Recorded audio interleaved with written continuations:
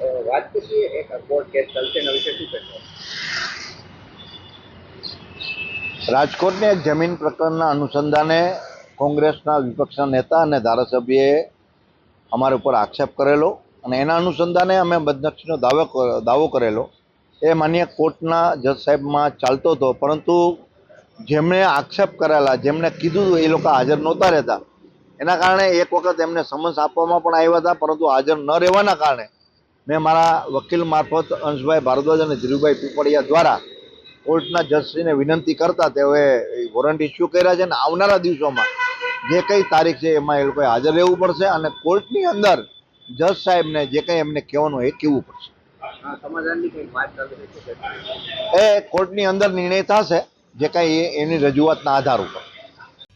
નમસ્કાર, હું એડવોકેટ અંશ ભારદ્વાજ.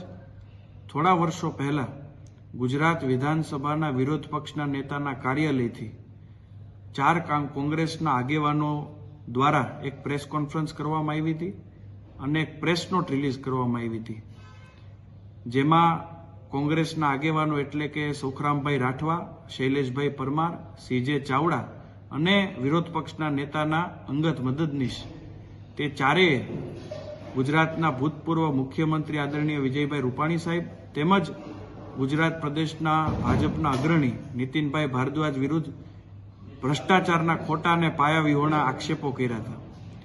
જે બાદ આદરણીય રૂપાણી સાહેબ દ્વારા ગાંધીનગરની કોર્ટમાં અને નીતિનભાઈ ભારદ્વાજ દ્વારા રાજકોટની કોર્ટમાં બદનક્ષીના માનહાનિનો ફોજદારી કેસ દાખલ કરવામાં આવ્યો હતો, જેના ભાગરૂપે ચારેય જે આરોપીઓ છે તેઓએ વિજયભાઈ રૂપાણી દ્વારા જે કેસ દાખલ કરવામાં આવ્યો હતો તેમાં બિનશરતી માફી માંગી, જેને ધ્યાને લઈ રૂપાણી સાહેબે તે કેસ પાછો ખેંચ્યો હતો.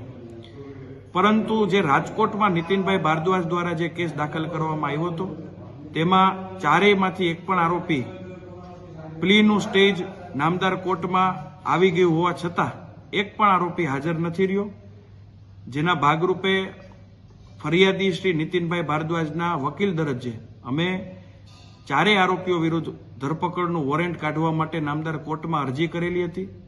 જે અરજી ગઈ મુદતે નામદાર કોર્ટે અરજી ગ્રાહ્ય રાખી અને ચારેય આરોપીઓ વિરુદ્ધ વોરંટ ઇસ્યુ કર્યું છે.